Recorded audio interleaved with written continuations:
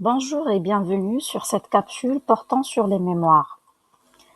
Dans cette capsule, nous allons aborder donc les points suivants. Nous allons commencer par une définition. Ensuite, nous allons citer les différentes caractéristiques de la mémoire, à savoir la capacité, le format de données, le format d'adresse, le temps d'accès, le cycle mémoire, le débit et enfin la volatilité. Et nous allons finir par une conclusion. Rappelons qu'une mémoire est un composant qui permet de stocker, conserver et restituer les informations de type binaire, c'est-à-dire des informations qui sont écrites dans la base 2. Donc, nous avons juste des manipulations des 0 ou des 1. Nous savons tous que le PC, comprend juste le langage machine, c'est-à-dire des instructions qui sont écrites dans la base 2. Voici donc une schématisation de la mémoire centrale. En fait, la mémoire centrale est organisée sous forme de cellules et chaque cellule correspond à un mot mémoire identifié par un numéro unique appelé une adresse. Cette adresse est écrite dans la base 16. Chaque cellule possède un contenu qui peut être soit une instruction ou bien une donnée. Une instruction, c'est-à-dire un programme qui est écrit dans n'importe quel langage. Une donnée, c'est-à-dire une information qui peut être un texte, une image, une vidéo et ainsi de suite. Un mot mémoire est composé en points mémoire et chaque point mémoire correspond à un seul bit. Une autre caractéristique, le format de données. C'est la largeur d'un mot mémoire. En fait, c'est le nombre de fils de données et c'est le nombre de bits dans le bus de données. Le format d'adresse, c'est la largeur du bus d'adresse et c'est le nombre de fils dans le bus d'adresse. Et à partir de ce format, on peut obtenir l'espace d'adressage et ce, si n est la taille du bus d'adresse, alors E égale à 2 à la puissance n, c'est-à-dire 2 à la puissance le nombre de bits dans le bus d'adresse. Remarque, une adresse qui s'écrit sur n bits peut sélectionner au maximum jusqu'à 2 à la puissance n cases mémoire possibles. Pour un bloc de données de 2 à la puissance n mots mémoire, le premier mot se situe à l'adresse 0 et le dernier mot se situe à l'adresse 2 à la puissance n-1. Le nombre de fils dans le bus de données définit la largeur d'un mot mémoire. La taille de la mémoire centrale, notée TCM, s'exprime en fonction de l'espace d'adressage E et de la taille de son mot mémoire. Sa taille est définie alors en bits ou bien en multiples de bits, c'est-à-dire des octets, des kilo-octets, des mégaoctets, des gigaoctets, des téraoctets et ainsi de suite. Sa formule est la suivante, TMC égale TCM fois E, avec TCM c'est la taille d'une case mémoire et E c'est l'espace d'adressage. Le mode d'accès. On trouve des mémoires à accès direct ou aléatoire, où les informations ont une adresse propre, ce qui permet d'y avoir un accès directement. Par exemple, la mémoire centrale ou bien les registres. Un autre mode d'accès, les mémoires à accès séquentiel. En fait, c'est l'accès le plus lent. Pour accéder à une information particulière, on est obligé, alors là, de parcourir toutes celles qui la précèdent. On cite l'exemple des bandes magnétiques. On trouve aussi des mémoires à accès semi-séquentiel. En fait, c'est une combinaison des accès directs et des accès séquentiels. Un exemple, le disque dur.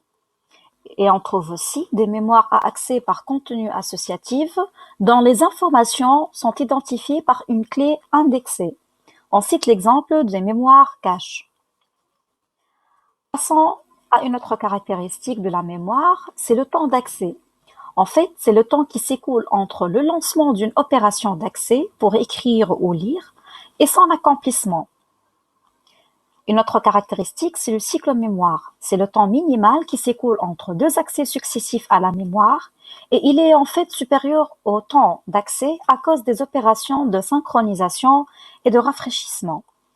Voici en fait un chronogramme de cycle de lecture qui va nous permettre de différencier entre temps d'accès et temps du cycle.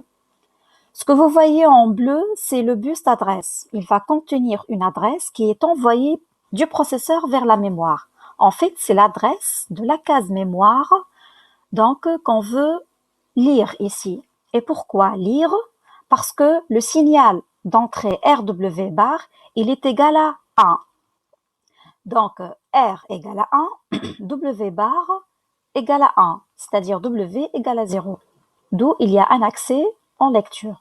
CS ici, c'est égal à 0, d'où CS bar égale à 1. Donc ici, on peut accéder au boîtier pour faire l'accès en lecture. Vous voyez ici le bus de données qui contient l'information normalement correspondante à l'adresse mémoire. Donc, pour ce temps-là, donc jusqu'à cet instant-là, on ne trouve rien dans le cycle dans le bus de données. Pourquoi? Parce qu'on n'a pas encore accédé aux données. En fait, c'est le temps qui s'écoule entre le lancement d'une application et son accomplissement, qui veut dire le temps d'accès. Une fois les données sont accessibles, donc je peux lire les données binaires qui se trouvent dans cette cellule. Donc, le temps du cycle, c'est tout ce temps-là, donc tout au long que l'adresse est contenue dans le bus d'adresse. Une autre caractéristique, le débit. C'est le nombre d'informations exprimées en bits, lues ou écrites par seconde. Il est exprimé en fonction du cycle mémoire CM et de la taille du mot mémoire TMM comme suit. D égale à TMM sur CM et D s'exprime en bits par seconde. Dernière caractéristique, la volatilité. Elle caractérise la permanence des informations, c'est-à-dire perte ou non du contenu. Comme vous le savez, il existe deux types de mémoire, les ROM et les RAM.